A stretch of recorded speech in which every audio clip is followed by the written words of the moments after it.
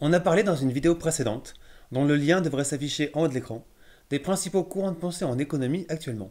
Alors vous vous demandez peut-être quels sont les points de discorde entre économistes qui font qu'on arrive à avoir des courants de pensée aussi différents. Eh bien dans cette vidéo, j'aimerais vous présenter 3 de ces points absolument fondamentaux de divergence entre les courants nouveaux classiques, nouveaux keynésiens et post-keynésiens.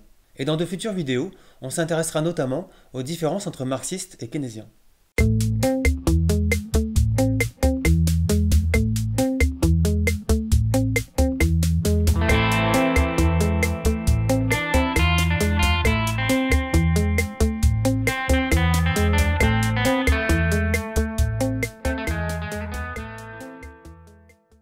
Alors le premier point qu'on va aborder est celui du rôle de la demande dans l'économie, qui dépend de la validité de ce que les économistes appellent la loi des débouchés, ou loi de Say, du nom de l'économiste qui l'a énoncée en premier.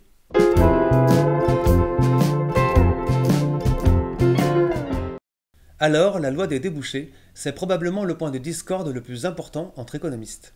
Keynes dira que cette loi constitue le postulat d'Euclide, c'est-à-dire le pilier central de la théorie néoclassique, et que c'est de cette loi que tout le reste découle.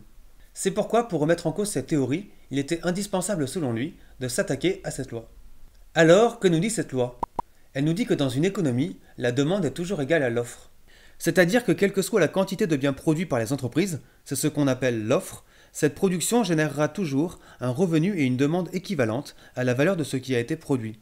Par exemple, si une entreprise produit 2 voitures d'une valeur de 10 000 € chacune, cette production aura induit, via le paiement des salaires, des dividendes, des taxes, etc., des revenus et une demande dans l'économie d'un montant équivalent. Et pareil si elle produit 4 voitures, 6 voitures, etc. Donc pour les économistes qui croient en cette loi des débouchés, la demande ne peut jamais être au niveau global inférieur à l'offre. S'il y a des crises économiques, ça ne peut donc pas être un problème de demande, mais c'est forcément un problème d'offre. Il ne sert donc à rien, par exemple, que l'État accroisse ses dépenses pour augmenter la demande en période de crise. Il faut au contraire qu'il aide les entreprises à produire plus, en baissant les impôts par exemple, ou en diminuant les réglementations, ce qui stimulera du même coup la demande. Pour les économistes qui ne croient pas en cette loi, il n'y a au contraire aucune raison pour que la demande soit égale à l'offre, et la demande peut donc être insuffisante. Et ceci va générer des crises de surproduction, du chômage, et nécessiter une intervention de l'État. Alors, pour voir quelle est la position de chacun, reprenons nos 3 courants de pensée, et regardons ce que chacun pense de la loi des débouchés. Pour les nouveaux classiques, elle est tout le temps vraie. La demande n'est donc pour eux jamais un problème, car elle est toujours égale à l'offre. L'État ne doit donc pas se préoccuper du niveau de la demande dans l'économie. Pour les nouveaux keynésiens, la loi des débouchés est vraie à long terme, c'est-à-dire sur un horizon de plusieurs années. Par contre, elle peut être parfois fausse à court terme, notamment en période de crise.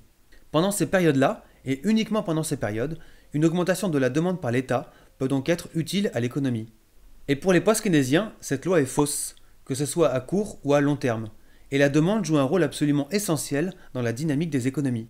Cette insuffisance de la demande par rapport à l'offre constitue même pour eux une des contradictions fondamentales du capitalisme. Je referai un jour une vidéo plus spécifique sur la loi des débouchés, car elle est absolument centrale en économie. Alors passons maintenant au second point, le rôle de la monnaie.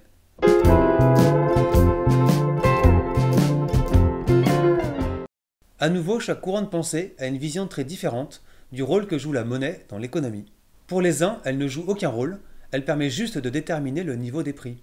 Donc si par exemple demain, on retirait la moitié de la monnaie qui existe dans notre économie, cela ne provoquerait aucun dysfonctionnement grave, il y aurait juste une division par 2 des prix et des salaires dans l'économie. Et inversement, si au lieu de diviser la quantité de monnaie, on la multipliait par exemple par 2, dans ce cas on aurait tout simplement un doublement du niveau des prix et rien d'autre. Pour d'autres courants, au contraire, la monnaie joue un rôle absolument central dans l'économie, et ce sont même toutes les propriétés d'une économie qui sont modifiées par le fait qu'elle soit monétaire. Pour ces courants, la variation de la quantité de monnaie dans l'économie va au contraire avoir un impact fort sur la dynamique des économies.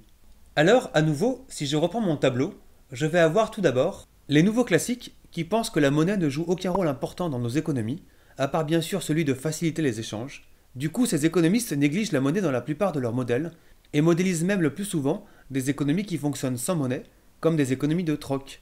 Ils se disent en gros, à quoi bon se compliquer la tâche en intégrant une monnaie à nos modèles, alors qu'elle ne joue aucun rôle dans l'économie. Pour les nouveaux keynésiens, c'est un peu comme tout à l'heure. Ils pensent qu'à long terme, la monnaie n'a pas d'impact sur les économies, mais qu'elle peut en avoir à court terme. Il faut donc pour eux être vigilants dans la gestion de la monnaie sur le court terme. Et pour les post-keynésiens, au contraire, la monnaie joue un rôle absolument fondamental dans l'économie, que ce soit à court ou à long terme. Elle est véritablement au cœur de leurs analyses et constitue aujourd'hui l'armature centrale de leur modèle. Il est donc pour eux impensable de faire l'impasse sur la monnaie quand on cherche à comprendre le fonctionnement de nos économies. Je reviendrai aussi dans de futures vidéos sur le rôle de la monnaie dans le fonctionnement des économies. Il nous reste donc maintenant à aborder le troisième point, la répartition des revenus dans l'économie.